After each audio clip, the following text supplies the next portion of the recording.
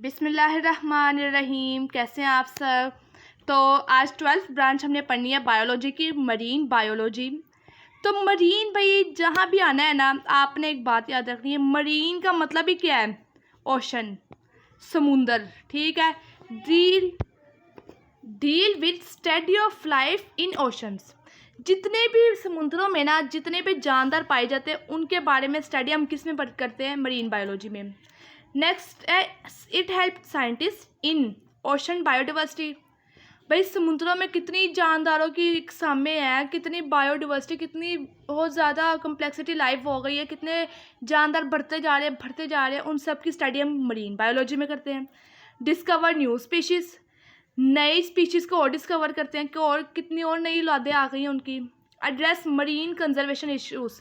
देखो जैसे जैसे टाइम गुजरा है ना, जो एक ऐसे एनिमल्स भी हैं, ऐसे जानवर भी हैं जो अब यूनिक हो गए हैं, कहीं कहीं किसी किसी एरिया में पाए जाते हैं। उनको महफूज करने के लिए ना मरीन बायोलॉजी में रखते हैं।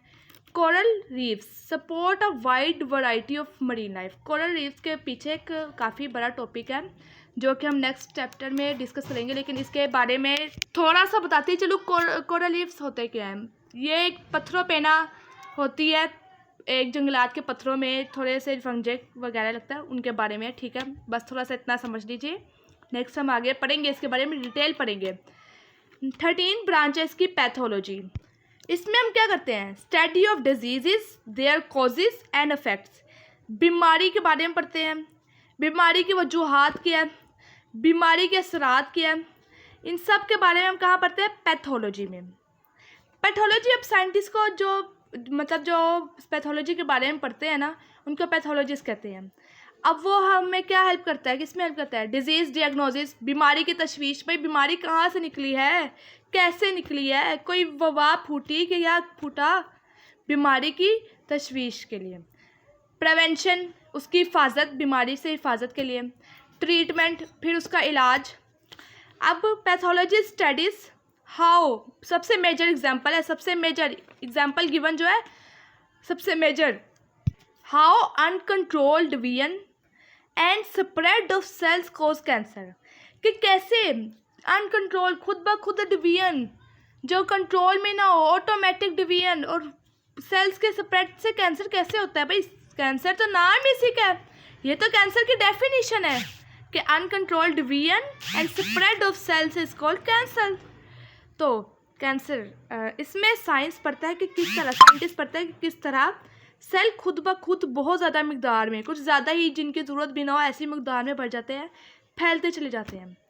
ठीक है, पैथोलॉजी एक बहुत इम्पोर्टेंट है, इसके बारे में हम आगे काफ़ी इसके ऊपर चैप्टर भी होगा, तो आपने इसके बारे में, ये इम्पोर्टेंट भी है।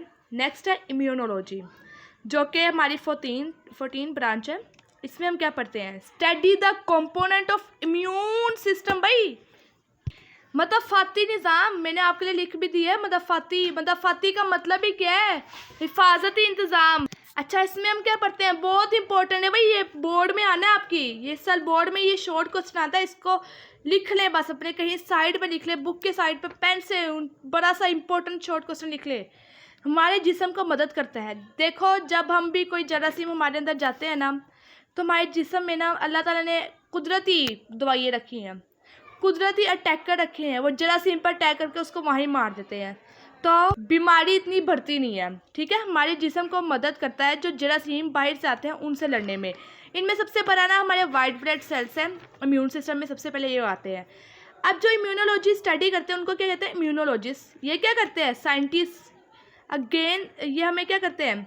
डेवलप वैक्सीन, टीका लगाने वाले अमल को हम वैक्सीन कहते हैं, वैक्सीन डेवलप करते हैं। ट्रीट ऑटोइम्यून डिजीजेस, जो खुद ब खुद बीमारी हो जाती है ना, जैसे कैंसर हो गया, उसमें भी हमें इम्यूनोलॉजिस्ट जो है ना हमें मदद करते हैं, ये साइंटिस्ट हैं, उनमें हमें मदद करते हैं। Improve immune responses to infection में हमारी मदफ़ाती निज़ाम को मतलब इम्प्रूव करता है और बेहतर से बेहतर बनाता है।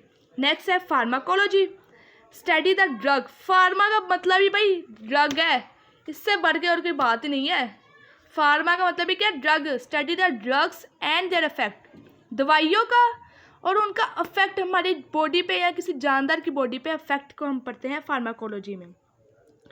Help in development of new drug, यह हेल्प करता है नई ड्रग्स की, नई दवायात की डेवलपमेंट में। Example given, new antibiotics, anti कहते हैं भाई against, biotics bacteria, again to kill bacteria, bacteria के खिलाफ न्यू एंटीबायोटिक्स डेवलप करने में, जो टू किल बैक्टीरिया, जो बैक्टीरिया को मारता है। ट्रीट बैक्टीरियल इन्फेक्शन, जो हमारे अंदर बैक्टीरिया का इन्फेक्शन होता है उसको ट्रीट करने में हमारी मदद करता है। तो आज का टॉपिक हमारा इतना ही था, मिलते हैं नेक्स्ट टॉपिक के साथ, तब तक के लिए अपना ख्याल रखिए, अल्लाह हाफिज़।